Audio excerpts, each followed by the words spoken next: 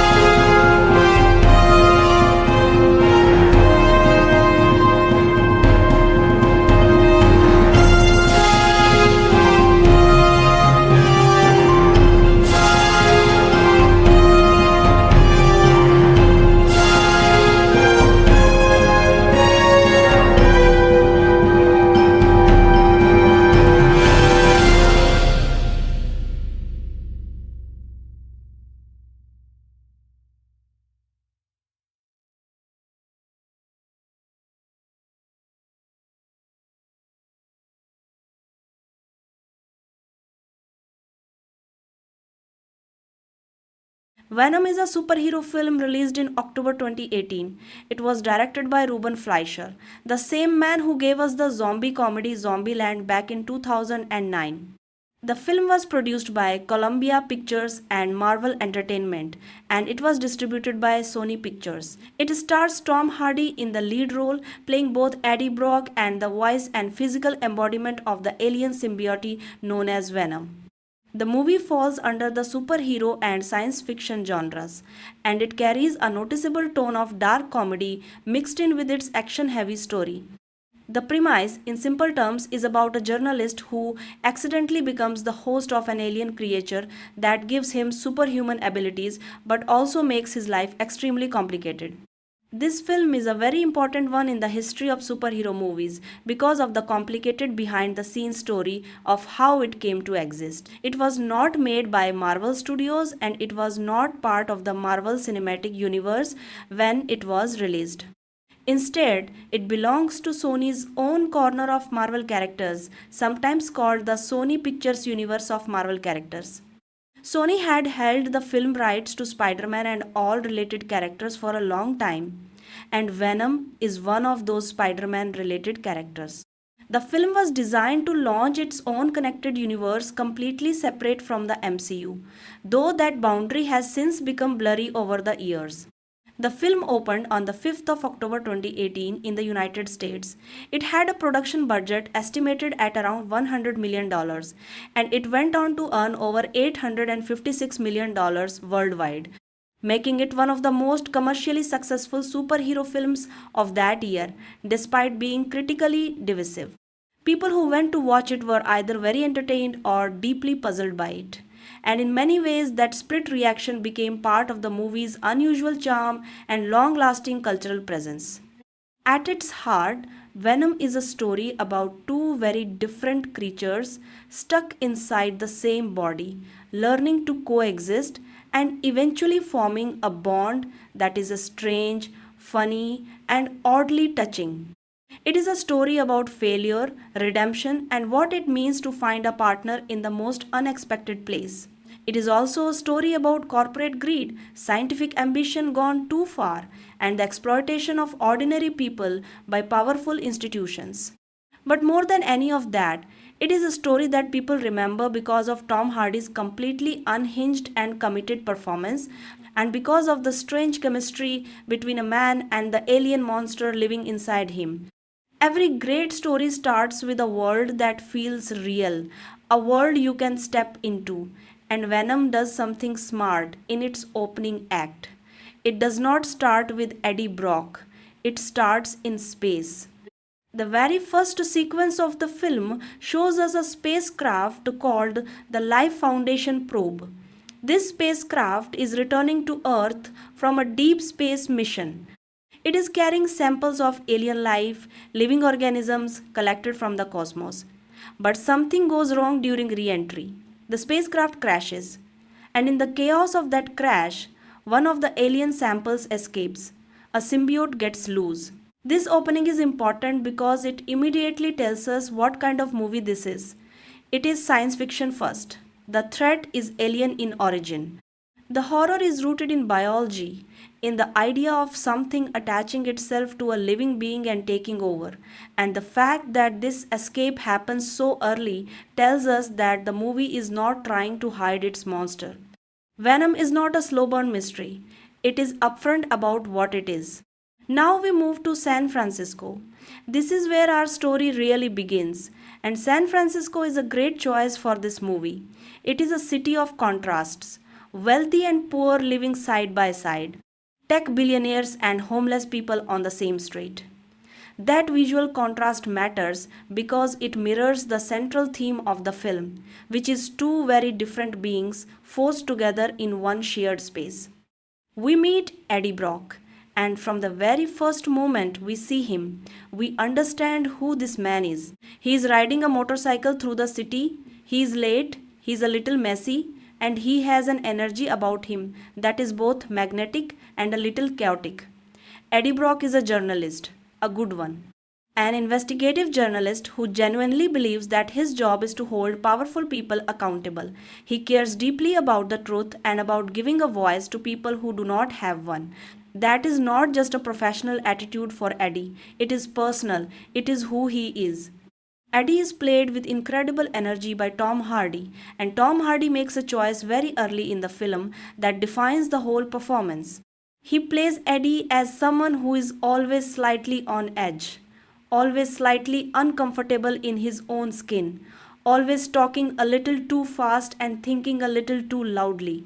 This will pay off later in very interesting ways, but in these early scenes, it just makes Eddie feel like a real, flawed, living person rather than a typical clean cut hero. We also meet Anne Weying in these early scenes. Anne is Eddie's girlfriend, and she is played by Michelle Williams. Anne is a lawyer. She is smart, composed, professional, and deeply in love with Eddie, even though she is clearly frustrated by some of his choices. Their relationship is warm and affectionate, and you believe it completely. These two people genuinely love each other. The apartment they share feels lived in. Their banter feels natural. They have history together. Now we meet the villain of the film, and this is where things get interesting. Carlton Drake is the founder and CEO of the Life Foundation. He is played by Riz Ahmed, and Riz Ahmed is a brilliant actor who does something very specific with this role. He plays Carlton Drake not as an obvious sneering bad guy, but as a true believer. Carlton Drake genuinely believes in what he is doing. He genuinely thinks he is saving humanity. The Life Foundation is a powerful biotech corporation based in San Francisco. On the surface, it does charitable work, medical research, and scientific innovation. Carlton Drake presents himself to the world as a visionary, a man trying to find solutions to humanity's biggest problems. But underneath all of that, the Life Foundation is doing something deeply unethical. They are experimenting on vulnerable people, specifically homeless individuals, with the alien symbiotes that were recovered from that crashed spacecraft.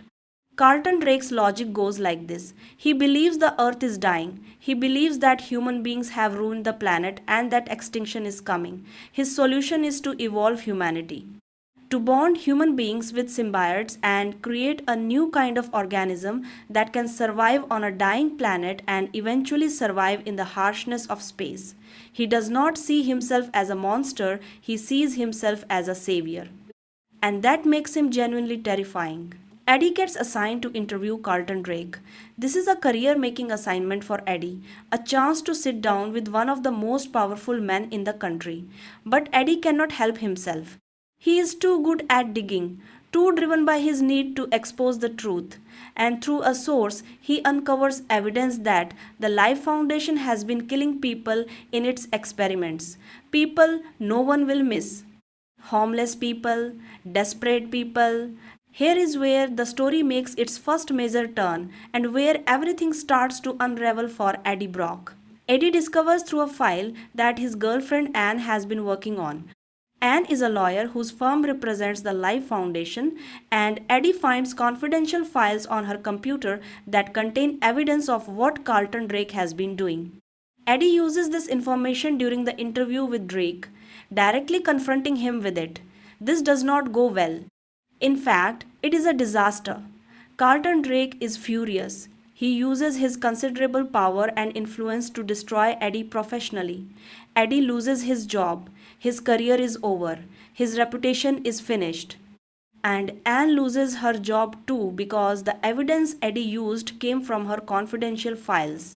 So Anne, who did nothing wrong, suffers professionally because of Eddie's choices. And that is the thing that really breaks them apart. It is not just that Eddie made a bad decision. It is that his decision hurt the person he loves most. Anne ends the relationship. Eddie moves into a much smaller, much grimmer apartment. He goes from a comfortable life with the woman he loves to a studio apartment and a struggling career and absolutely no direction. He tries to stay alive as a journalist doing smaller pieces, but nothing is working. He is broke, he is lonely, he is eating terrible food and talking to his neighbor's dog and generally falling apart. This section of the movie is really important and I want to talk about it for a second because some people rush past this part. This is where the movie does some genuinely good character work. Eddie in this period is not the cool action hero of the film. He is just a man who made mistakes and lost everything and is dealing with that. Tom Hardy plays this with real sadness and also real humor. He is funny in this part of the movie in a self-deprecating kind of way. He knows he messed up. He is not pretending otherwise. And that honesty about his own failures is actually one of Eddie's most likable qualities. Months pass. Eddie is still struggling. Anne has moved on and is now dating a doctor named Dan Lewis, played by Reed Scott. Dan is actually a really interesting character because the movie does something you do not expect with him. He does not become the jealous rival or the obstacle in Eddie's path back to Anne. Dan is actually a decent guy. He is kind. He still cares about Anne's well-being even when it involves Eddie. It is a surprisingly generous character choice. Meanwhile, at the Life Foundation, things are progressing rapidly and darkly. Carlton Drake now has 4 symbiotes in his possession, brought back from space. He is conducting experiments, trying to find human hosts who are compatible with the alien organisms. But compatibility is extremely rare. The experiments are brutal. Most subjects die during the bonding process, their bodies unable to handle the alien presence. One of Drake's scientists, a woman named Dr. Dora Skirth, played by Jenny Slate, is horrified by what is happening. She signed up to do science to help people. She did not sign up to watch vulnerable human beings die in agony while her boss claims it is progress. Her conscience is eating her alive, and so she reaches out to the one person she thinks can help. She reaches out to Eddie Brock. Dr. Skirth contacts Eddie and offers him a deal. She will sneak him into the Life Foundation facility so he can see the experiments and gather evidence. In return, she wants the story told. She wants the world to know what is happening inside those walls. Eddie is hesitant at first because going back into any territory connected to the Life Foundation is dangerous and because this could blow up in his face again. But he needs a story that can bring him back, and he needs to believe he can still do some good in the world. So Eddie agrees, and that decision changes everything. Dr. Skirth sneaks Eddie into the Life Foundation facility late at night. What Eddie sees inside is deeply disturbing. People, real human beings, locked in glass tubes, being subjected to experiments, bonding attempts with the symbiotes. Some are already dead, some are barely alive. It is a horror show dressed up in laboratory equipment and clean white walls. Eddie recognizes someone in one of the chambers. It is a woman named Maria, someone he did a story on once, a homeless woman. Seeing her there, seeing that someone he actually knows, a real human being he has sat across from and talked to, is being used as a test subject, hits Eddie like a punch to the stomach. He cannot just take pictures and leave. He has to try to help her. He breaks open her containment unit, and this is where the accident happens. The symbiote that was being tested on Maria sees Eddie and senses something in him, something compatible, something it can bond with. And before Eddie can even understand what is happening, the symbiote transfers from Maria into Eddie. Maria is dead. The symbiote is gone from her and into Eddie. And Eddie has no idea what just happened to him. He manages to get out of the facility in the chaos that follows, but Dr. Skirth is caught. And now the Life Foundation knows that someone broke in and that one of their symbiotes is missing. Eddie makes it home and immediately starts feeling wrong. Something is happening to his body. He is hearing a voice, not just in his head but everywhere, inside and around him, simultaneously. He is shaking. He is having intense cravings for unusual food, particularly anything cold. He eats everything in his refrigerator. He cannot get warm enough. His senses are going haywire. He can hear things he should not be able to hear and see things he should not be able to see. This section of the movie is genuinely entertaining in a weird and specific way because Tom Hardy goes full bizarre with his performance here. Eddie Brock, having a symbiote inside him, is played as someone who is losing their grip on reality in real time and is also somehow still trying to function as a normal person. He shows up to a fancy restaurant for a date with Anne because he has something important to tell her, and he sits there looking absolutely terrible, sweating, trembling, and then climbs into the lobster tank to cool down. It is funny, it is also strange. And it works because Tom Hardy is completely committed to it. Anne takes Eddie to see her boyfriend Dan, the doctor. Dan runs some tests, and what he finds is alarming.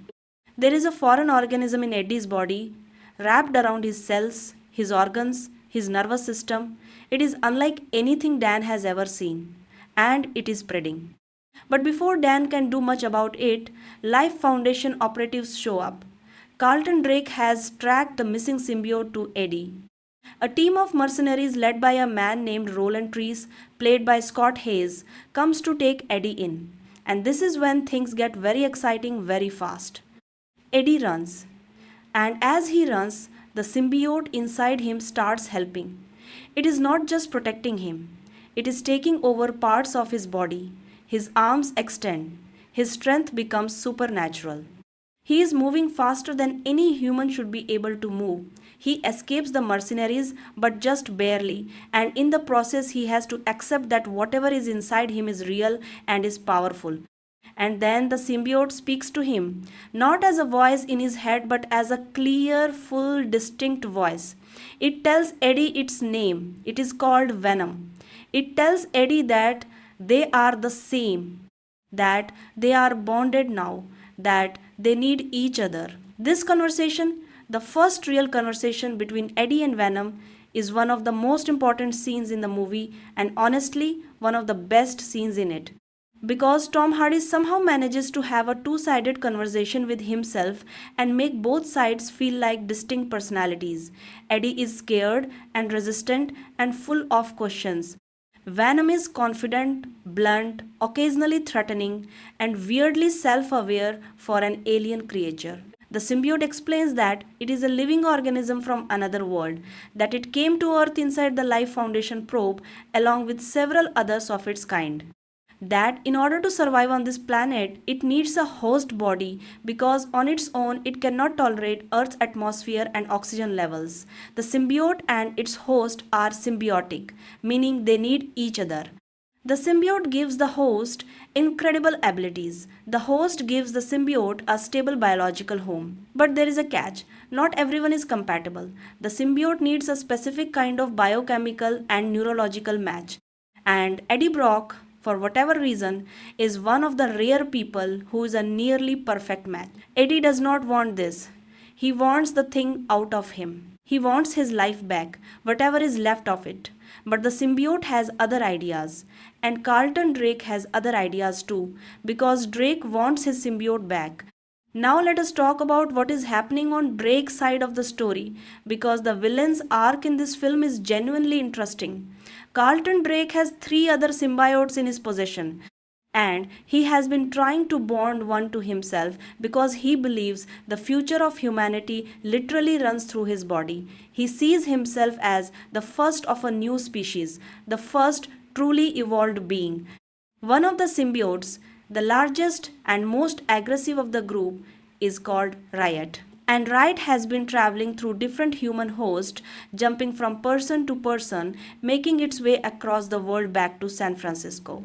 When Riot was on the spacecraft that crashed at the beginning of the film, it got separated from the others, and now it wants to return to its home planet to lead the rest of the symbiote race to Earth. The plan is essentially a colonization. The symbiotes want to take over Earth and use human beings as hosts, and they need a spacecraft to go back and fetch the rest of their kind. Carlton Drake, who has aligned himself with Riot because he believes they share a vision, is going to provide that spacecraft. In Drake's mind, this is not a betrayal of humanity. He thinks symbiotes and humans can live together, that this is evolution. But Riot does not actually share Drake's vision. Riot is using Drake. It bonds with Drake completely, giving Drake tremendous power, and together they plan to launch a rocket that will bring the rest of the symbiotes to Earth. Meanwhile, Eddie and Venom are developing their relationship in ways that nobody anticipated, least of all Eddie. Let us stop the plot for a moment and talk about the most fascinating and honestly the most important thing about this movie, the relationship between Eddie Brock and Venom. Because here is the thing. On paper, the plot of Venom is fairly conventional. Corrupt billionaire has alien weapon. Journalist stumbles into danger. They must stop the bad guy. You have seen versions of this story many times. What makes Venom different? What makes it genuinely special to millions of people is the chemistry between these two characters. Or, more accurately, the chemistry that Tom Hardy creates between the two sides of himself in this film. Venom as a character is unlike most movie villains or anti-heroes. He is blunt, he is honest in a way that is borderline rude, he finds human beings generally weak and unimpressive. He has very specific opinions about things. He knows exactly what he is capable of and he is not shy about it. He will tell you exactly what he wants to do to your enemies and exactly how he plans to do it, with a level of detail that is simultaneously terrifying and darkly funny. But Venom is also deeply curious. He is learning about human beings through Eddie and he is genuinely interested in what he finds. He notices things about Eddie. He notices that Eddie is brave in a specific way, not fearless, but willing to act despite fear. He notices that Eddie cares about justice and fairness, and something in Venom responds to that. Eddie, for his part, is not a passive host. He pushes back, he argues, he has actual debates with Venom about what they are doing and why. He makes ethical arguments that Venom has to grapple with. Their dynamic is less like a man and his powers and more like two roommates who did not choose to live together but are stuck sharing a very small space and have to figure out how to coexist. And the movie leans into the comedy of this situation in a way that feels completely genuine. There is a scene where Venom tells Eddie to jump out of a building, and Eddie says something like, I'm not going to do that. And Venom just does it anyway, using Eddie's body without asking permission. And Eddie's reaction is the reaction of someone who has just discovered he has no privacy and no autonomy in his own body and is not handling it well. But then there are moments of real tenderness in this relationship too. Venom genuinely does not want Eddie to die. Part of that is self preservation because if Eddie dies, so does Venom. But it starts to feel like something more. Venom develops something that functions like protectiveness toward Eddie, and Eddie slowly develops something that functions like grudging gratitude toward Venom. The question the movie keeps circling around is what does it mean to be two things at once? What does it mean to be Eddie Brock and Venom simultaneously? And the answer the movie arrives at is that it is not that different from what most human beings already are. We all contain multitudes. We all have a side of ourselves we let the world see and a side we keep hidden. We all hear conflicting voices inside ourselves, telling us to do different things. Eddie and Venom just make that internal conflict literal and visible. This theme is not subtle. The movie does not pretend it is subtle, but it resonates because it is true, and Tom Hardy understood that from day one. Let us get back to the plot because things are really moving now. The Life Foundation mercenaries are hunting Eddie. Carlton Drake is hunting Eddie. The police are getting interested in Eddie. And Dr. Skirth, who tried to help Eddie, has been caught by the Life Foundation and we will not see her again. The implication is grim. Eddie and Venom have to figure out how to exist together while also figuring out how to stop Carlton, Drake, and Riot. This involves a lot of arguing, a lot of compromise, and a spectacular motorcycle chase through the streets of San Francisco. The motorcycle chase scene is one of the best action sequences in the movie. It is kinetic and fast, and it shows us exactly what Venom can do as a physical entity. The symbiote can extend tendrils from Eddie's body to grab and redirect and protect. Venom can form a full suit of black liquid armor around Eddie's body in an instant. Venom can extrude long powerful limbs from Eddie that can grab vehicles and throw them. The chase is chaotic and exciting, and it ends with Eddie doing something so absurd and so committed that you just have to laugh and then immediately cheer. After the chase, Eddie and Venom find themselves in a forest outside the city, and this is where a really important conversation happens. Venom tells Eddie more about where it came from and what it is. Venom was considered a failure by the other symbiotes. It was not as strong or as dominant as Riot. It did not fully subscribe to the colonization plan. There is something in Venom that does not entirely agree with what the other symbiotes are doing on this planet. Venom is a loser among its own kind, and that is part of why it connects with Eddie. Because Eddie is also someone who has been told he is a failure. Eddie has also been cast out and discarded. They are both outsiders. This parallel is made gently in the movie, but it is there and it is meaningful. The connection between Eddie and Venom is not just biochemical, it is emotional and psychological. They recognize something in each other. Venom tells Eddie that it wants to stay with him, not just because it needs a host, but because Eddie is what it wants. And Eddie, who has been arguing with this alien creature inside him for days, has a moment where he quietly admits that maybe this is not the worst thing that has ever happened to him. Maybe there is something here worth figuring out. This is the emotional turning point of the film. This is where Eddie and Venom go from reluctant partners to something closer to a team. And you can see it in Tom Hardy's performance. The way his body language changes slightly, the way he stops fighting against himself and starts moving with himself. Now we need to talk about one of the more unusual plot developments in the movie, and that is the temporary separation of Eddie and Venom. Anne has been helping Eddie throughout the second act, despite everything, despite the end of their relationship, and despite the genuine danger of being around him. She has been trying to figure out what is inside him and how to deal with it. And Dan, her doctor boyfriend, has actually discovered something useful. He has discovered that the symbiote can be disrupted by certain sound frequencies, specifically very high pitched sounds. MRI machines, for instance, produce frequencies that interfere with the symbiote's ability to bond. This is important later, but first, there is an extraordinary moment that nobody watching this movie was prepared for. The Life Foundation captures Eddie. Carlton Drake wants his symbiote back, and he has the resources and the personnel to take Eddie by force. Eddie is captured, and while in Life Foundation custody, Venom is separated from him using the sonic disruption method. They pull Venom out of Eddie's body. Eddie is left alone in himself for the first time in days, and it is immediately clear that he is not okay. He is weaker. He feels the absence of Venom acutely.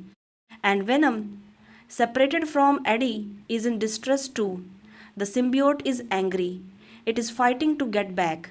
This separation does two things for the story. It raises the stakes by putting Eddie in real danger, and it gives us a moment to see both characters experience the loss of their connection, which confirms that what they have is real and meaningful to both of them. The way Eddie gets the symbiote back is wonderful. Anne, trying to help Eddie escape, kisses him, and in that kiss, Venom, which had temporarily bonded to Anne, transfers back to Eddie. It is a dramatic and weirdly romantic scene, and after the bond is re-established, Eddie is immediately himself, again in the fullest sense. Himself plus Venom, which is now the most complete version of who he is. Anne and Eddie have a moment after this where something is left unresolved between them. She clearly still has feelings for him. He clearly still has feelings for her. And Venom, ever direct, tells Eddie in front of Anne that it thinks she is a good person. This awkward alien endorsement of Eddie's ex-girlfriend is genuinely one of the funniest moments in a film full of funny moments.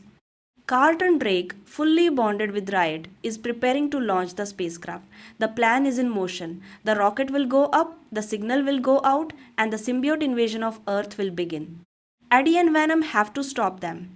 And this means facing Riot, who is far stronger and more aggressive than Venom.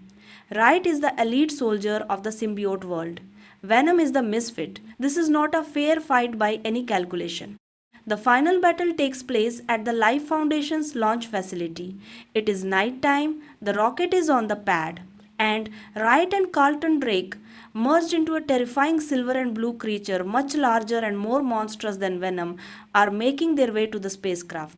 The fight between Venom and Riot is visually spectacular and also genuinely hard to follow at some points, which is actually a fair criticism of the film. When two creatures made of living black liquid are fighting a creature made of living silver liquid in a dark environment, distinguishing who is who can be challenging. But the emotional stakes of the fight are clear even when the visual geography is confusing. Venom fights Riot in a way that is less about power and more about survival and purpose. Venom is fighting for Eddie. And Eddie is fighting because he believes this is wrong, because he is a journalist and a person who cares about justice, and the idea of Carlton Drake leading an alien invasion is simply unacceptable. The fight is brutal, and at several points it looks like Venom and Eddie are not going to make it. Riot is simply more powerful. Carlton Drake is completely consumed by his partnership with Riot and has lost whatever human quality might have once checked his worst impulses. Then they are on the rocket. This is where the climax reaches its peak. Venom and Riot fighting on the exterior of a rocket that is beginning its launch sequence. Fire, heat, chaos, and this is actually where the film finds a way to resolve the fight that uses the symbiote lore it has already established. Symbiotes are vulnerable to extreme heat and sound. The rocket engine produces both. Venom uses this. In a moment of genuine sacrifice, Venom goes fully offensive, puts everything into stopping Riot, and the rocket explodes on the launch pad. Carlton Drake, fully merged with Riot, is destroyed in the explosion, and Venom appears to be destroyed too. This apparent death of Venom is played with real weight. Eddie survives the explosion, but Venom is gone, and Tom Hardy plays Eddie's reaction in a way that makes it clear that losing Venom is a genuine loss, not a relief, a grief. The ending and what it means. The aftermath of the climax shows San Francisco returning to normal. The Life Foundation is exposed and destroyed. The story of what Carlton Drake was doing gets out. The world learns that alien life is real, though how much the general public understands about what happened is left deliberately vague. Eddie gets his career back. He is the journalist who broke the story of the Life Foundation's crimes. He is writing again. He has his purpose back. And Anne is still in his life. She and Dan are still together, but she and Eddie have clearly come through something together that has changed their relationship into something new. Not romantic, not closed off, but real and warm and built on something deeper than it was before. But then comes the moment that fans of the movie remember. Venom is not dead. A small piece of the symbiote survived, and it finds its way back to Eddie quietly and without announcement. Eddie is back at work, he is interviewing someone, he is being Eddie Brock again, and then the voice comes back. Venom is there, inside him, and Eddie smiles. This reunion is not played as scary, it is played as coming home. The smile on Tom Hardy's face says everything. Eddie is complete again. These two belong together. The movie ends with this unspoken understanding between Eddie and Venom that they are going to keep doing what they do, taking out the bad guys, looking out for each other, being Venom. There is also a mid-credit scene that sets up the sequel. Eddie goes to interview a prisoner at San Quentin State Prison, and the prisoner turns out to be Cletus Cassidy, played by Woody Harrelson in a rather memorable and divisive wig. Cletus is clearly unhinged, violent, and joyful about it in a way that is genuinely unsettling even in a brief appearance. And he tells Eddie that when he gets out, there is going to be carnage. That last word is key because in the comics, Cletus Cassidy bonds with a symbiote offspring to become Carnage, one of Venom's most powerful and dangerous enemies. This mid-credit scene is setting up Venom Let There Be Carnage, which came out in 2021 and picked up exactly where this teaser promised it would. Now, let us shift gears and go deeper into the characters, the themes, and the filmmaking itself. Character analysis. Eddie Brock is one of the more compelling protagonists in the recent run of superhero movies, and I want to explain why. Because on the surface, he does not look like a traditional superhero. He is not a genius. He is not a billionaire. He has no secret martial arts training. He does not have a tragic backstory that explains his desire to fight crime. He is a journalist.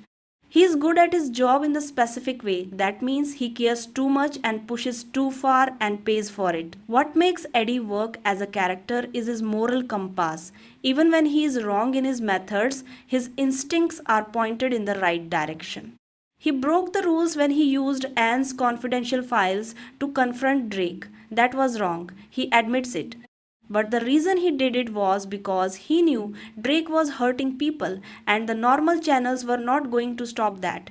His heart was right even when his judgment was off. And this moral seriousness is what makes him compatible with Venom in a way that other hosts are not.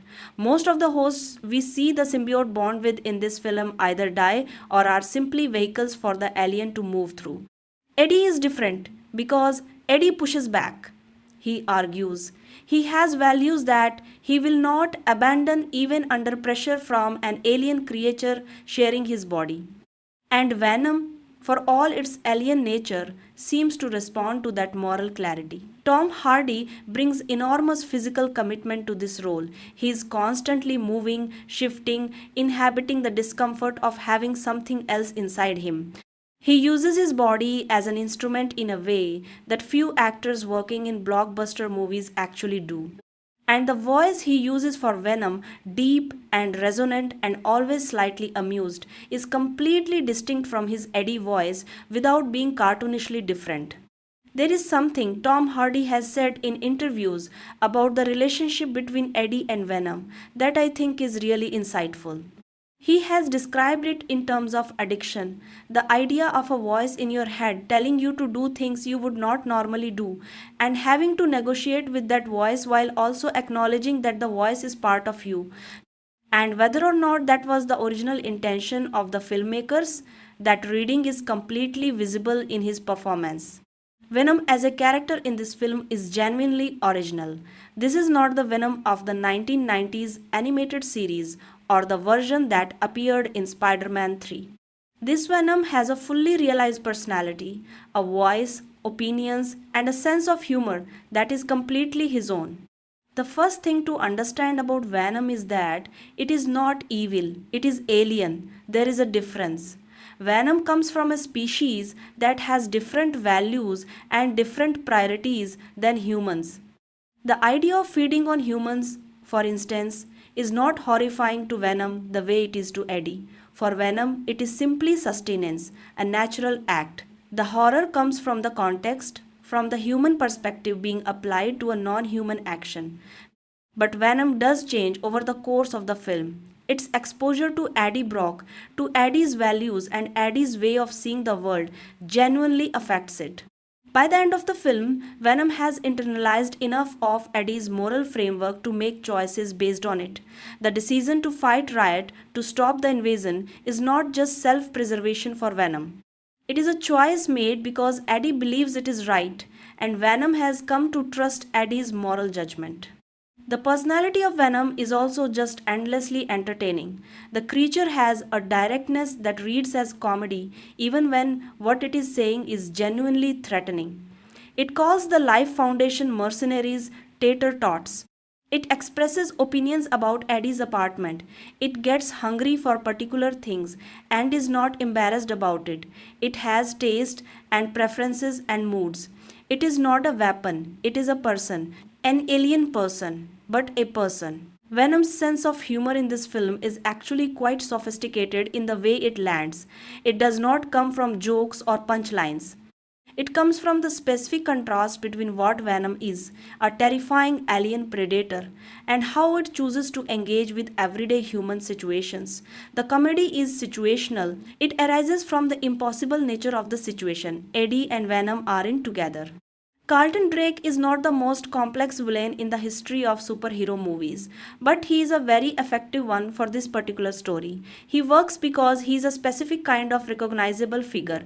He is the tech billionaire who believes his intelligence and resources make him better equipped than anyone else to decide the fate of humanity. There is something very recognizable about Carlton Drake in the current cultural moment. The character was written and filmed during a period when real world tech billionaires were making increasingly grandiose claims about saving humanity through their companies and their personal visions. Drake fits into that cultural type exactly. He is not doing evil because he enjoys evil. He is doing evil because he has convinced himself that the ends justify the means and that he is smart enough to know what the ends should be. Riz Ahmed plays Drake with a kind of cool, controlled intensity that occasionally cracks to show the true believer underneath. There are moments where you can see that Drake is not cynical, he is sincere. He genuinely believes every word he says, and that sincerity is what makes him dangerous. His decision to bond with Riot is the logical endpoint of his beliefs. He wanted to transcend humanity. He thought he was choosing evolution. But Riot is not a partner. Riot is a parasite that found the perfect host in a man who was already convinced he was meant for something beyond human limitation. Anne is underused in this film, and that is a legitimate criticism. Michelle Williams is a tremendous actress, and the role gives her less than she deserves in terms of depth and development. But within the limitations of the script, she brings something real and warm to the character. Anne is defined by her competence and her loyalty. She is good at her job, she is clear eyed about her feelings, and she does not give up on the people she loves even when they have hurt her. Her decision to keep helping Eddie after everything he put her through professionally is not weakness or doormat behavior. It is a conscious choice made by someone who knows who Eddie is at his core and decides that is worth showing up for. The kiss scene where Anne briefly bonds with Venom to get the symbiote back to Eddie is one of the more unexpected and delightful moments in the film. Michelle Williams fully commits to the weirdness of that scene and pulls it off completely.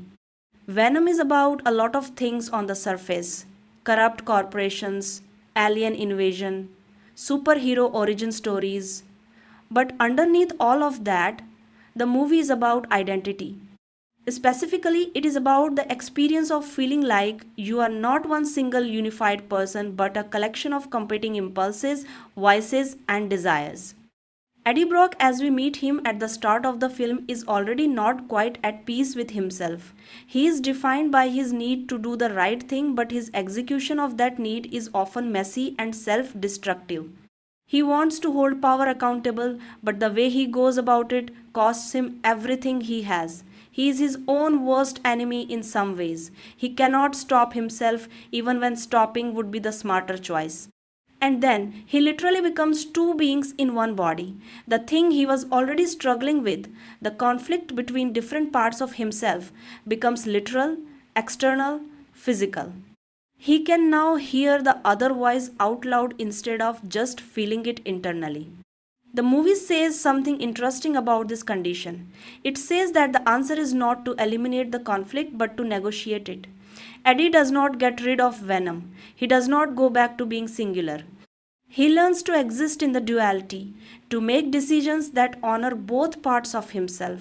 The voice does not go away, but it stops being purely destructive and starts being something he can work with. This theme connects to a broader cultural conversation about mental health, about the complexity of the self, about the experience of having parts of yourself that do not fit neatly together.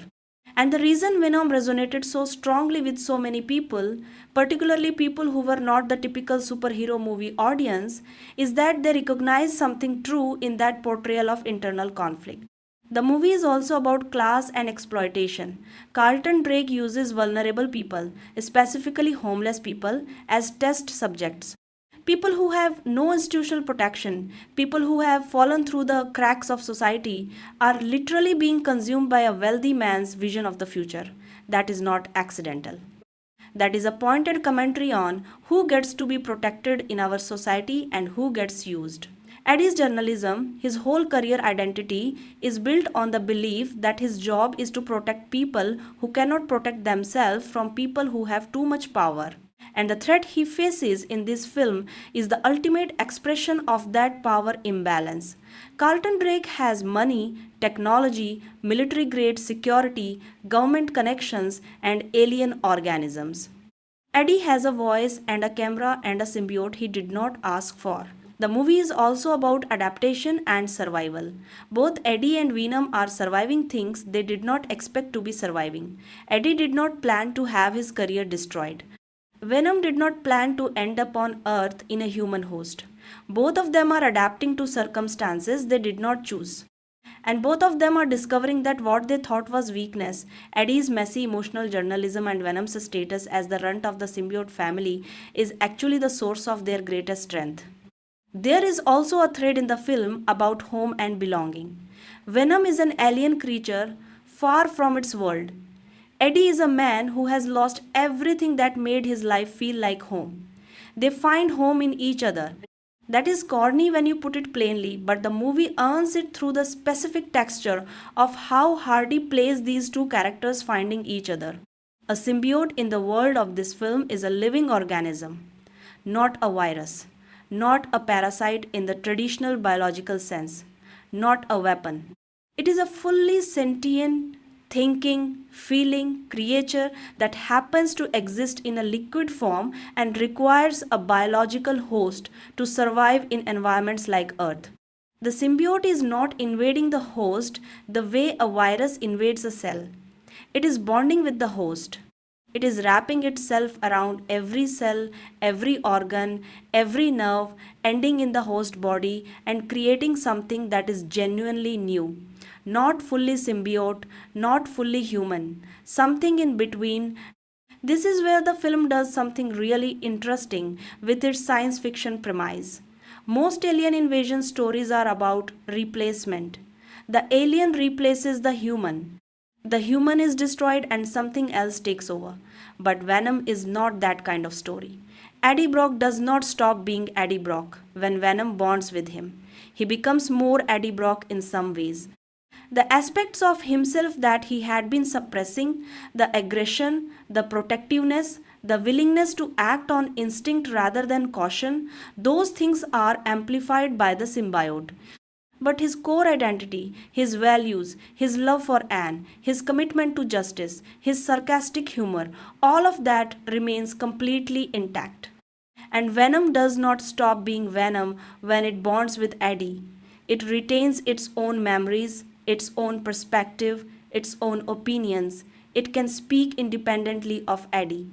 It can take partial or full control of Eddie's body under certain circumstances, but it is choosing to work with Eddie rather than simply overwriting him. That choice is fundamental to the entire emotional architecture of the film. The symbiote biology, as presented in the film, suggests that the organism has remarkable adaptive capabilities. It can change the physical structure of whatever host it inhabits, dramatically increasing their strength, speed, and durability. It can extend parts of itself outside the host body, creating the tendrils and weapons and that iconic toothy maw that have become so associated with the character. It can form a protective shell around the host, a sort of living armor that can absorb enormous amounts of physical damage. And it heals the host, rapidly repairing tissue damage that would otherwise be fatal. But it also has specific vulnerabilities. Extreme heat, like the fire of a rocket engine, can damage or destroy the symbiote. High frequency sound waves interfere with the symbiote's ability to maintain its bond, which is why the MRI machine is used as a weapon against it in the film. These vulnerabilities are not weaknesses that undermine the character. They are interesting biological specifics that make the creature feel real and scientifically grounded even within a fantastical premise. The film also raises fascinating questions about the symbiote's experience of time and consciousness that it does not fully explore but which are genuinely interesting to think about. When Venom is bonded with Eddie, is Venom always aware of everything Eddie experiences? Does Venom sleep when Eddie sleeps? Does Venom experience Eddie's emotions as well as its own? The film suggests yes to all of these through the specifics of how Venom speaks to Eddie. Venom knows what Eddie is feeling. It knows when Eddie is afraid and when Eddie is hopeful and when Eddie is in love. It has access to Eddie's internal state in a way that is far more intimate than anything any other being in Eddie's life can claim. Think about what that means for both of them. Eddie has never been fully known by another person. Even Anne, who loved him deeply, did not and could not have complete access to his inner life. But Venom does. Venom knows every dark thought and every good impulse and every moment of weakness and every moment of courage, and Venom stays anyway. Venom chooses Eddie anyway. That is a profound form of acceptance, and the film understands this even if it does not always articulate it explicitly. This idea connects to one of the oldest human anxieties, which is the fear of being truly known and rejected for what you actually are. We all present carefully managed versions of ourselves to the world. We hide our worst impulses. We emphasize our best qualities. We perform the version of ourselves we think others want to see. Eddie Brock cannot do that with Venom. There is nothing to hide. And discovering that he is still wanted, still valued, still chosen, even when there is nothing left to hide, changes Eddie fundamentally. We discussed Carlton Drake in our character analysis section, but the villain of this film deserves a more thorough examination because he represents a type of antagonist that is both very contemporary and very old. And understanding him helps us understand what the film is really saying about power and ethics. Carlton Drake is a man who has done the thing that many people dream of doing. He has built something extraordinary from his intellect and his ambition. The Life Foundation is a genuinely impressive achievement in organizational and technological terms. He has assembled brilliant scientists, built cutting-edge facilities, secured significant funding, and positioned himself as one of the most important visionaries in the world of medicine and biotechnology. and he believes in what he's doing. That is the thing that makes him compelling rather than simply wicked. He is not a man who knows he is doing evil and does it anyway out of selfishness or sadism. He is a man who has convinced himself that the scale of his vision exempts him from ordinary moral constraints. He is saving humanity. Humanity is too small minded and too afraid to save itself. Therefore, he must act unilaterally, must make decisions for everyone, must accept the cost of necessary sacrifice. This logic is seductive, and it is also the logic of every authoritarian who has ever justified atrocity in the name of a higher purpose. The specific form it takes in Carlton Drake is perhaps most visible in the scene where he talks about the experiments on the Life Foundation's human test subjects. He frames these deaths as a necessary cost of progress. He frames the subject themselves as participants in something greater than themselves.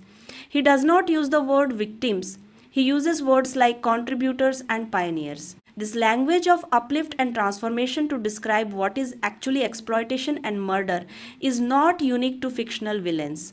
It is the language of real world power when it wants to do terrible things to powerless people and not be called terrible for it. Carlton Drake is a cartoon version of something quite real. Riz Ahmed understood this and played it with real intelligence. There is a scene where Drake looks at the symbiote subjects through the glass of their containment units, and his expression is that of a man watching something beautiful. He does not see suffering, he sees potential. He sees the future, and that disconnect between what he sees and what the audience sees is genuinely chilling. The decision to have Drake bond with Riot rather than any of the other symbiotes is symbolically meaningful. Riot is the most aggressive and dominant of the symbiotes. It is the leader, the conqueror. It has been moving through human host since it escaped the crashed spacecraft, consuming them and discarding them. It has no loyalty to the host. They are just vehicles. When Drake bonds with Riot, he gets exactly what he deserves, a partner that treats him exactly the way he has been treating everyone else, as a means to an end, as a host. The poetry of Drake's fate is that he is consumed by the same logic he applied to others. He used vulnerable people as host for his experiments. He ends up as a host himself to something that could not care less about his vision or his survival. I want to spend a little time on something that seems minor but is actually one of the most important aspects of the film's success, and that is the food scenes. Venom has very specific and intense opinions about food. When the symbiote first bonds with Eddie, one of the immediate effects is an overwhelming craving for particular foods, especially things that are cold or that have specific textures.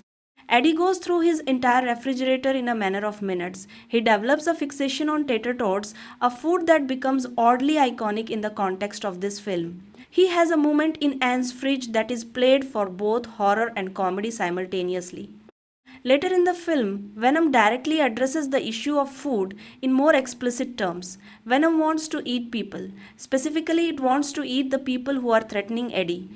This is presented as completely natural from Venom's perspective and as deeply alarming from Eddie's perspective, and the negotiation between these two positions is one of the most consistently funny threads in the entire film. The tater tot line, where Venom specifically requests tater tots, is probably the single most quoted and beloved moment in the movie among fans, and it is worth asking why. Why does a monstrous alien creature asking for a specific junk food resonate so strongly with audiences? I think the answer is that it is the moment where Venom becomes fully a character rather than a concept. The tater tot request is not threatening, it is not alien. It is deeply, specifically human in the sense that everyone has specific, sometimes inexplicable food preferences. The specificity of it, not just food, not just potato products, but tater tots specifically, is what makes it funny and also what makes it real. It is a detail that suggests an inner life. Venom has opinions that are its own, preferences that are not just about survival but about pleasure and desire. And this connects to the larger theme of the film about the strange intimacy of the Eddie and Venom bond. Venom is experiencing the world through Eddie's senses, including taste. It is encountering human food for the first time through Eddie's body and forming opinions about it. This is an experience of profound closeness. When Venom tastes what Eddie tastes, when Venom feels what Eddie feels, when Venom shares Eddie's sensory experience of the world, they are as close as two beings can be, closer than any human intimacy, closer than anything. The food scenes also do something important for the horror element of the film. By establishing that Venom has a genuine appetite, that it wants to consume things, the film keeps the creature's danger present even while it is being funny. Venom's desire to eat the bad guys is both a punchline and a genuine threat. The tater tot craving is funny, the head eating capacity is not. Holding both of those things in your awareness at the same time is part of what makes the character so interesting to spend time with. Setting matters in films. Where a story takes place shapes what it can say and how it can say it. And the decision to set Venom in San Francisco rather than New York, which is where most superhero stories are set, including most Spider Man stories, is a significant creative choice that deserves examination. San Francisco in 2018 was in the middle of a very specific cultural moment. The city had become synonymous with the tech industry, with the billionaire class, with the particular combination of progressive values and extraordinary wealth concentration that characterized Silicon Valley culture. It was a city where you could walk from a neighborhood of extreme poverty and homelessness into a neighborhood of tech company campuses and multi-million dollar condominiums within the space of a few blocks. The inequality was visible and it was jarring. This is the perfect setting for a story about Carlton Drake and the Life Foundation. Drake is a Silicon Valley type. His company is a Silicon Valley type of company, presenting itself as a force for good, using the language of disruption and innovation and human potential, while actually being a vehicle for his own unchecked ambition. His experiments on homeless people, on people who have been pushed to the margins of this extraordinarily wealthy city, are the logical endpoint of the ideology that produced him.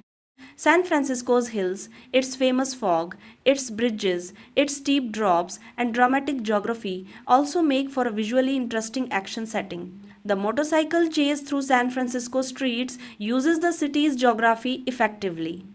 The elevation changes, the narrow streets, the iconic visual landmarks all give the action sequences a specific sense of place rather than the generic, anonymous city geography that many superhero films are shot in.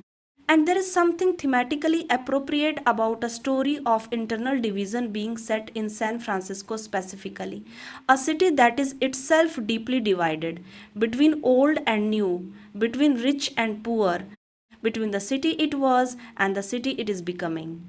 The conflict inside Eddie Brock's body has an echo in the conflict inside the city's streets. Venom presents itself as science fiction and it takes that responsibility seriously, more seriously than many superhero films that nominally inhabit the sci-fi genre. The Life Foundation is not vaguely described as a research company.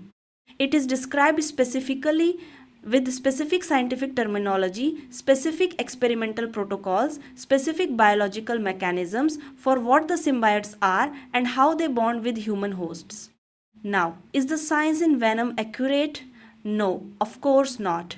There is no known mechanism by which an alien organism could bond with a human host at the cellular level and grant them superhuman abilities. But the film presents its fictional science with enough internal consistency and enough reference to real biological concepts that it feels grounded.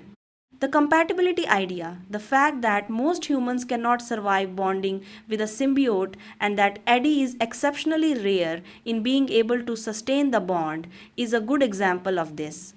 In real biology, organ transplant compatibility is a real and complex phenomenon. The human immune system attacks foreign material with remarkable aggression, which is why transplant recipients have to take immunosuppressive drugs for life. The idea that a living alien organism would face similar compatibility barriers with human biology is not scientifically absurd, it is actually a reasonable extrapolation. The sonic vulnerability of the symbiote is similarly grounded in real biology. Certain frequencies genuinely affect biological tissue. Very low frequency sound waves can affect the human body in measurable ways. The idea that an organism with a specific biological structure might be disrupted by certain sound frequencies is within the range of believable fiction. The film's use of these scientific ideas gives it a texture that pure fantasy does not have. When Dr. Skirth explains the experiments to Eddie, she uses language that sounds like real science. When Dan discovers the symbiote in Eddie's body and tries to figure out what he is looking at, his reaction is the reaction of a competent scientist encountering something completely outside his existing knowledge framework. He is not panicking, he is being a doctor. He is gathering information and thinking about what to do with it. That professional competence under extraordinary circumstances is itself a form of scientific realism. We talked about Ludwig Göransson's score, but let us talk about the broader sound design of the film because it is genuinely excellent and deserves specific attention. The sound of Venom himself is remarkable. When the symbiote is moving, when it extends itself from Eddie's body, or when it speaks, there is a specific wet, organic, slightly chitinous sound to it. It does not sound like a machine. It does not sound like magic. It sounds biological in a way that is simultaneously fascinating and unsettling. The sound designers created something that your brain cannot quite categorize, which puts you in the same perceptual position as the characters who encounter Venom and cannot quite process what they are seeing. The voice of Venom as designed for the film deserves its own analysis. Tom Hardy provides the voice, but the sound team clearly processed and enhanced it significantly. There is a resonance to it, a slightly doubled quality that suggests something inhuman while still being completely intelligible. You never have trouble understanding what Venom is saying. The clarity of communication is important because so much of what Venom says is funny, and the comedy only works if the delivery is crisp. The contrast between Eddie's voice and Venom's voice is handled with real sophistication. Eddie speaks quickly, in a slightly strangled Brooklynish accent that Tom Hardy has crafted specifically for the character. Venom speaks more slowly, with more deliberation, as if each word is being chosen from a vast awareness of language rather than being produced by someone who has been speaking their whole life. This rhythmic difference between the two voices is part of what makes their conversations feel like genuine dialogue between distinct personalities rather than one person doing two voices. The sound of the action sequences in the film is also worth noting. The impacts in this film have real weight. When Venom hits something or throws someone, the sound suggests mass and force in a way that prevents the action from feeling like CGI violence. The motorcycle chase in particular has exceptional sound design that places you in the middle of the chase kinetically as well as visually. Filmmaking and technical aspects. Let us talk about how the movie was actually made because there are some interesting things to discuss here. Ruben Fleischer's direction is functional rather than inspired in most parts of the film. He gets the job done. He keeps the story moving. But this is not a director who is putting a strong visual stamp on the material the way someone like James Gunn does with the Guardians of the Galaxy films or Ryan Coogler did with Black Panther. There are moments where you feel the movie could have been stranger and more visually daring than it is. That said, some sequences are handled with real skill. The motorcycle chase is excellent. The body horror early on, when the symbiote is first manifesting in Eddie's body, is genuinely creepy and well photographed. And the decision to set the film in San Francisco rather than New York or Los Angeles gives it a visual distinctiveness. San Francisco's hills and bridges and fog are used well. The cinematography by Matthew Libatique is competent and occasionally impressive. Libatique is a very good cinematographer known for his work with Darren Aronofsky on films like Requiem for a Dream and Black Swan, so he knows how to shoot psychological intensity. Some of the interior scenes where Eddie is experiencing the symbiote taking hold have a feverish, disorienting quality that works really well. The editing by Alan Baumgarten and Marianne Brandon has been the subject of some criticism. The film was reportedly quite a different and longer cut before significant reshoots and editing changes were made close to release. The final film has some rhythm problems, particularly in the first act where the pace can feel uneven. Some transitions feel abrupt. Some scenes that could have breathed more are cut short. And there are places in the story where you can feel things that were set up but not paid off, which suggest material was removed. The visual effects for Venom himself are a genuine achievement. Creating a convincing alien creature that is made of living liquid and can exist in three different states as a suit on Eddie, as a separate entity, and as a monstrous, fully realized creature is a significant technical challenge. The VFX team pulls it off impressively. Venom looks like a real physical presence. There is weight to his movements, and the transitions between Eddie being human and Venom emerging are seamlessly handled. The soundtrack by Ludwig Göransson deserves significant credit for the film's success. Göransson is one of the most interesting composers working in Hollywood today. He later won an Oscar for Black Panther and has continued to do extraordinary work on projects like The Mandalorian and Oppenheimer. His work on Venom is underappreciated in discussions of the film. He gives the movie a sound that is both modern and slightly alien, percussion heavy, electronically textured, and emotionally engaging in ways that lift scenes that might not otherwise have the weight they need. The performances across the board are strong even when the script does not give people enough to work with. Tom Hardy is extraordinary as we have discussed. Riz Ahmed brings genuine intelligence and conviction to his villain. Michelle Williams is professional and warm in a role that deserved more screen time. Jenny Slate as Doctor. Skirth is sympathetic and believable in what amounts to a supporting role. Reed Scott as Dan is quietly excellent in a role that could easily have been played as a resentful rival but instead becomes a genuinely good person. One of the most praised and discussed aspects of the film is Tom Hardy's voice work for Venom. That voice, deep and resonant and slightly amused by everything, has become iconic. Hardy has described the process of voicing Venom as involving some quite unexpected reference points in interviews, including comparisons to unconventional animal sounds. Whatever he was doing, it worked completely. Venom as a character has a long history in Marvel Comics. The character was created by David Michelinie and Todd McFarlane. The Venom symbiote was first introduced as a new black costume for Spider-Man in 1984, and the character was intended as a replacement for Spider-Man's traditional red and blue suit. But the symbiote turned out to be alive, and it was eventually removed by Spider-Man and later bonded with Eddie Brock. Eddie Brock as Venom first appeared in full in Amazing Spider-Man number 300 inches 1988. He became one of Spider-Man's most popular villains and then over the years transitioned into an anti-hero, particularly in a series of his own comics where he was not a villain but was operating in his own moral territory, protecting innocent people in his own violent way. The 2018 film draws particularly on a story arc called Lethal Protector, written by David Michelinie, which was published in 1993. In that arc, Eddie Brock moves to San Francisco and encounters the Life Foundation, which is exactly the setup of the film. The Life Foundation in the comics also experiments with symbiotes and tries to create symbiote soldiers, so the basic structure of the movie is quite faithful to a specific comic book storyline. The film also pulls from the Planet of the Symbiote storyline and various elements of the wider symbiote mythology in the comics, including the hierarchical nature of symbiote society and the idea of Riot as a more aggressive and dominant symbiote.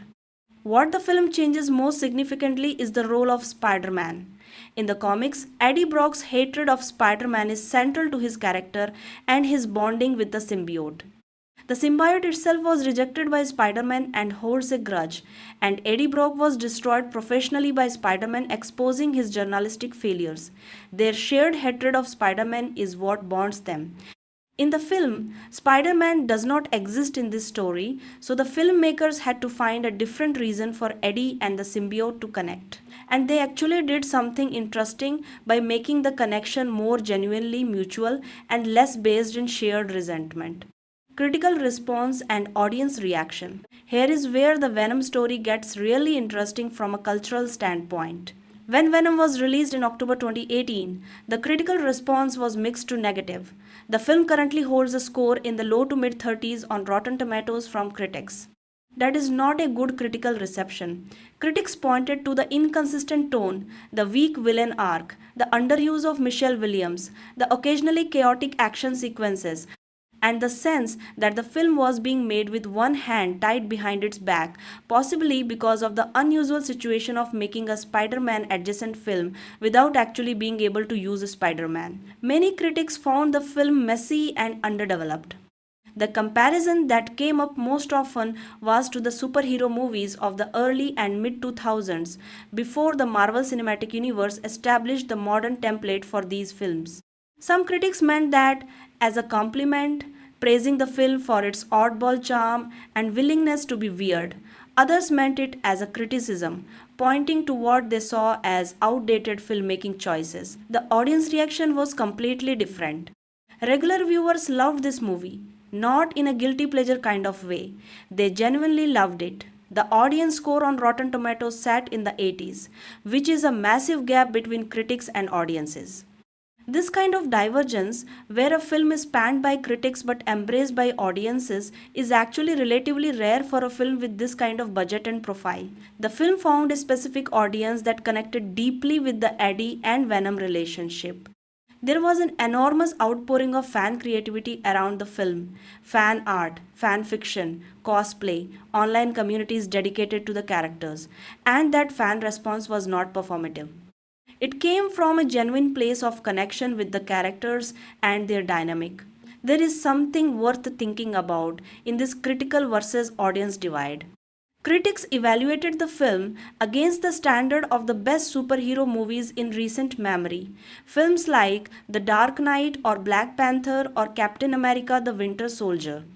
Against that standard, Venom comes up short in several areas.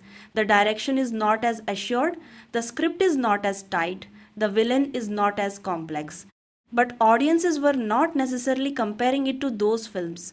Audiences were responding to what the film actually did well. And what it did exceptionally well was give them two characters they could invest in and a dynamic between those characters that was funny, weird, warm, and unlike anything else in the superhero genre at that time. The box office performance was extraordinary. Venom made approximately $855 million at the global box office against a production budget of around $100 million. When you factor in marketing and distribution cost, the profitability is still enormous. This was the fifth highest grossing film worldwide in 2018. That is not a cult movie performance. That is a massive mainstream success. For Sony, this was a revelation. They had been uncertain about whether a Venom film without Spider Man could actually work as a commercial proposition. The answer was conclusively yes. The film greenlit not just a sequel but an entire expanded universe of Spider Man adjacent characters, including Morbius, Madam Web, and Kraven the Hunter. In terms of specific audience demographics, Venom overperformed with younger audiences and with international audiences, particularly in China where it was hugely successful. It also performed well with audiences who do not normally identify as superhero movie fans, suggesting that the specific tone and character dynamic of the film attracted people who were not looking for a traditional superhero experience. Let us be specific about what the film does right and what it does wrong, because the movie deserves a fair assessment. What the film does right is primarily rooted in its central performance. Tom Hardy's work in this film is genuinely extraordinary and undervalued, creating two fully distinct personalities within one physical performance, making both of them sympathetic and entertaining, and doing it consistently over the runtime of a big budget action film with all the logistical challenges that entails is a remarkable achievement. The film's tone is also genuinely unique. It occupies a space that no other superhero film quite occupies. It is too dark to be a comedy and too funny to be a traditional action film. It has horror elements but is not a horror film. It has romance but is not a romance. This tonal unpredictability keeps you engaged in a way that more consistent films sometimes do not. The relationship between Eddie and Venom is the film's greatest creative achievement, and it is distinctive enough that people who saw the film years ago still talk about it. That is not nothing. That is actually quite rare. What the film does less well is its plotting. The mechanics of the story, how we get from point A to point B, are not always elegantly handled. Some character decisions do not quite hold up to scrutiny. The villain's plan has some logical holes. The Life Foundation as a setting is used well, but not developed as deeply as it could be. There are interesting supporting characters who appear and then vanish without resolution. The pacing in the final act is a genuine problem. The climactic battle is exciting in its emotional stakes, but visually confusing and somewhat rushed in its resolution. After building up Riot as a genuinely formidable antagonist, his defeat feels a little too convenient given the established rules of symbiote vulnerability. The film is also limited by the PG-13 rating in ways that are occasionally frustrating. Venom in the comics is an extremely violent character who eats people. The film gestures at this but cannot fully commit to it. There is a scene where Venom bites off a man's head that is played as comedy, partly because you cannot show it in any detail. The 2021 sequel Venom Let There Be Carnage has a slightly more unhinged version of this aspect of the character. The ending of Venom works on multiple levels and deserves a careful examination. On the plot level, the ending resolves the central conflict. Carlton, Drake, and Riot are destroyed. The symbiote invasion is stopped before it can begin. The Life Foundation's crimes are exposed. Eddie's career is restored. The immediate threat is over. But the more important resolution is the personal one between Eddie and Venom. The fact that Venom survives and returns to Eddie is not framed as a horror reveal the way you might expect. It is framed as a homecoming. The music is warm. Tom Hardy's expression when he realizes Venom is back is not fear or resignation. It is relief. It is the face of someone who was missing something important and has it back. This is a radical choice for a superhero origin story. Normally, the final beat of these films is about the hero accepting their responsibility and their new identity. Eddie does that, but the specific identity he is accepting is not just the hero, it is the partnership, it is Venom. He is not just becoming a hero. He is accepting that he is most fully himself when he is two things at once. The fact that Venom is described at the end of the film as a lethal protector is important. That is not just a callback to the comic storyline, it is a statement of what Venom and Eddie's role in the world will be. They are not heroes in the traditional sense. They do not have a code against killing and they operate outside institutional structures. But they have a moral compass and they will use their power to protect people who cannot protect themselves. That is an interesting and specific moral position for a superhero film to stake out. The open ending and the mid credits Carnage tease make clear that this is the first chapter of something larger. The Venom of this film is a character at the beginning of his journey, still figuring out what he is and what he wants to do with what he is. The sequel promises to push that journey further. It is worth spending a moment to place Venom in the broader context of where superhero movies were in 2018 because context matters. 2018 was an extraordinary year for superhero films. Avengers Infinity War came out that year and was a massive cultural and commercial event. Black Panther came out that year and was a landmark film in terms of representation and cultural impact. Ant-Man and the Wasp came out. Aquaman came out. Teen Titans Go to the Movies came out. It was a dense year for the genre. Venom entered this landscape as something different. It was not part of the MCU. It was not trying to be. It did not have the polish and tonal control of the best MCU films. But it also did not feel like it was trying to replicate them. It was doing its own thing, which in 2018 was unusual enough to be interesting. There was something refreshing about a superhero movie that was not tied into a larger universe of 17 other films and did not require you to have watched several other movies to understand it. Venom stands alone completely. You need no context. You need no prior knowledge. You just need to sit down and watch Eddie Brock and his alien best friend figure each other out. And that simplicity, that self contained nature, was actually an asset in a year when superhero movie complexity was at an all time high. The film also arrived at a moment when there was a growing appetite for superhero stories that were not straightforwardly heroic.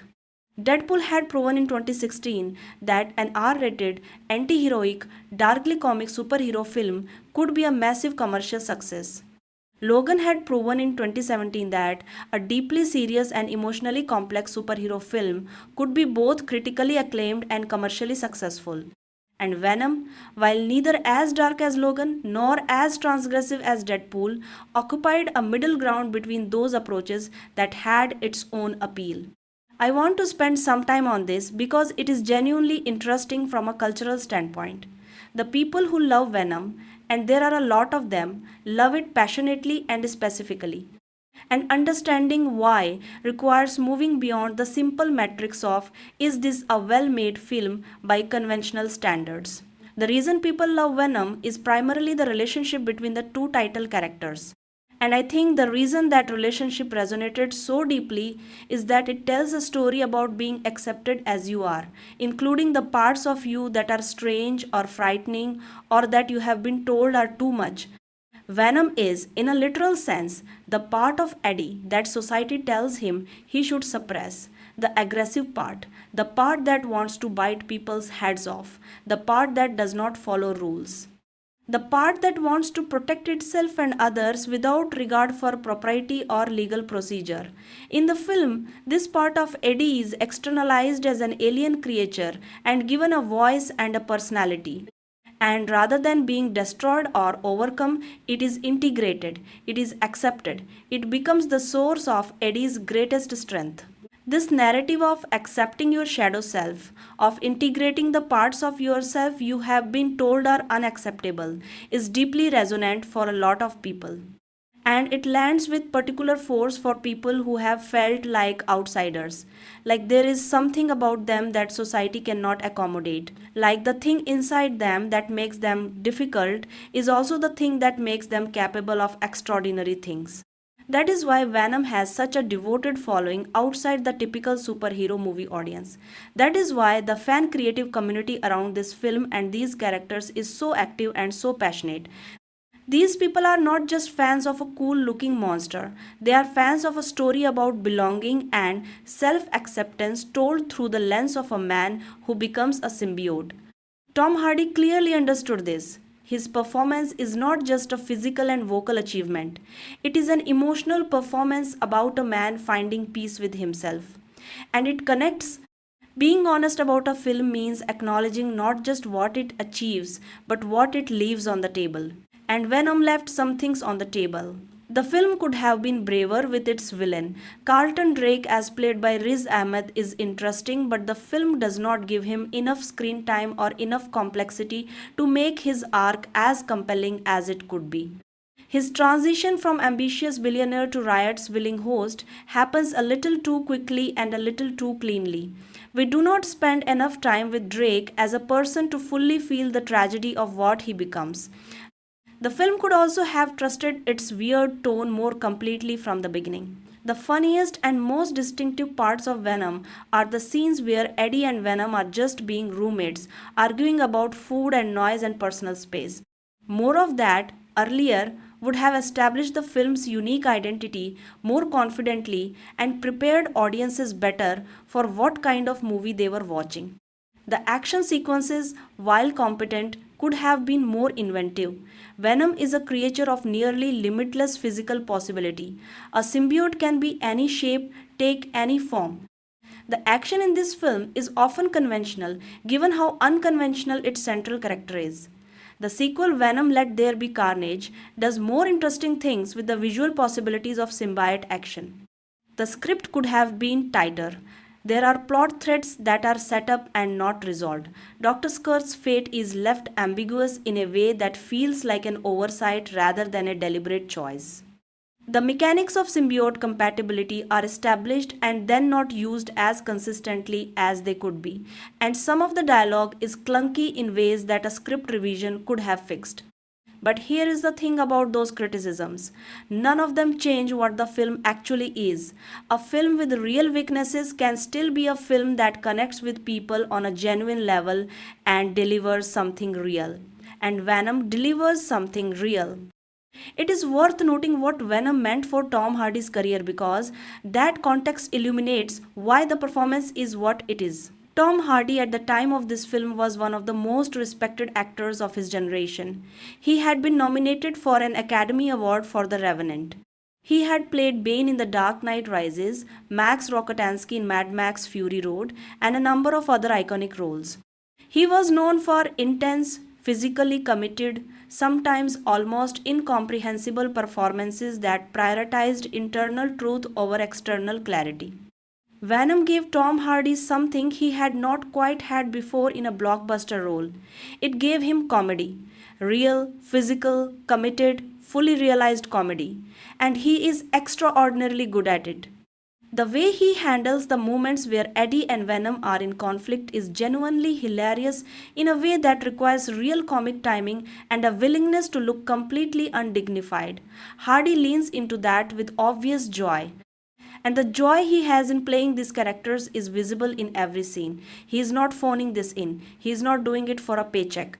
He is genuinely engaged with the challenge of playing two characters simultaneously in a way that is both distinct and unified, and that genuine engagement is part of why the film works as well as it does. Hardy has spoken publicly about how much the character means to him and how much he would like to continue playing Venom for as long as possible.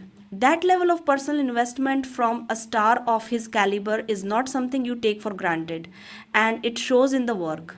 Venom Let There Be Carnage was released in 2021 and was directed by Andy Serkis. It picked up the story of Eddie and Venom and introduced Cletus Cassidy as Carnage, played by Woody Harrelson, in a fully committed and delightfully unhinged performance. The sequel had a faster pace, leaned even harder into the comedy of the Eddie and Venom relationship, and was received with more warmth by critics than the first film, even though the audiences remained enthusiastic across both.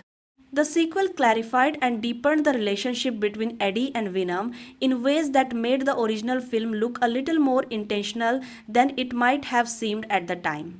There was also a scene at the end of Venom Let There Be Carnage, a post-credits scene that transported Eddie and Venom into the MCU's multiverse, briefly connecting the Sony universe with the world of the Avengers.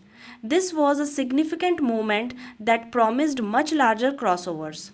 The subsequent film Morbius, which came out in 2022, was far less successful both critically and commercially, suggesting that not all Sony Marvel characters could carry a film the way Venom did. And this comparison actually clarifies what makes Venom special. It is not just the character or the comic source material. It is the specific combination of Tom Hardy's performance and the specific dynamic of the Eddie and Venom relationship. That combination is genuinely rare and valuable. The Sony universe has continued to expand with various results. But Venom remains the clear crown jewel of what Sony has been building, and the success of the character is entirely attributable to the specific creative choices made in the 2018 film. I want to end by being really direct about what I think Venom 2018 is and what it is not. Because I think it has been done a disservice by being evaluated purely as a superhero movie and measured against the best superhero movies. Venom is not the Dark Knight. It is not Black Panther. It is not Captain America the Winter Soldier. It does not have their narrative tightness, their thematic depth, their visual consistency, or their flawless execution. What Venom is a thoroughly entertaining character study in the body of a superhero action film, anchored by one of the most committed and creative star performances in the genre's history, featuring a central relationship so distinctive and emotionally resonant that millions of people formed a genuine personal connection to it. It is a film that understood something important about what people want from these movies, which is not just competent craft but genuine feeling. They want to believe in the characters, they want to be surprised, they want to feel something unexpected, and Venom delivers all of that.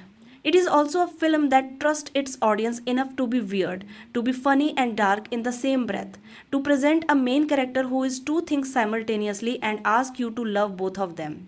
That trust is not always repaid by the craft of the filmmaking, but it is repaid by the truth of the performance. The fact that this movie was a massive commercial success, the fact that it spawned a sequel and an expanded universe, the fact that people still talk about it and make fan art about it and write extensively about the relationship between Eddie and Venom tells you something real about what the film accomplished. Films that truly do not work do not generate that kind of ongoing passionate engagement. Something in Venom touched a nerve, something in it felt true to people.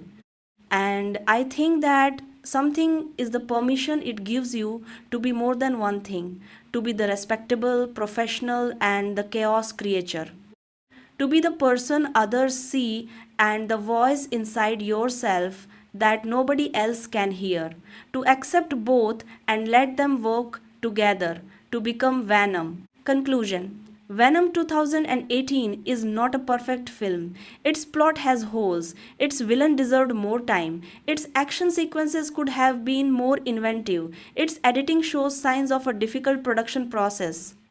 By the conventional standards of superhero cinema in the modern era, it falls short in several technical areas. And yet, it made almost $1 billion at the global box office. And yet, it created one of the most beloved character dynamics in the genre. And yet, Tom Hardy's dual performance remains one of the most distinctive star turns in recent blockbuster history. And yet, people who saw it 5 years ago still quote it and celebrate it and feel something when they watch Eddie Brock climb into a lobster tank or Venom threaten to eat someone's liver in what might be the most endearing violent threat ever put on screen. Venom works. Not because it is polished, but because it is alive.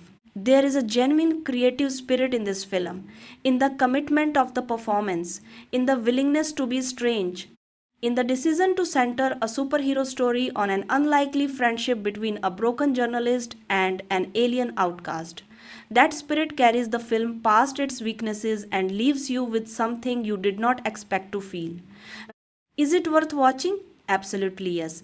Go in knowing what it is. Know that it is weird and funny and sometimes clunky and occasionally thrilling and anchored by a performance that deserves more credit than it got.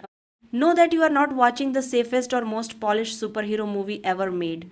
Know that you are watching something genuine, something that swings big and misses some of its targets but nails the most important one.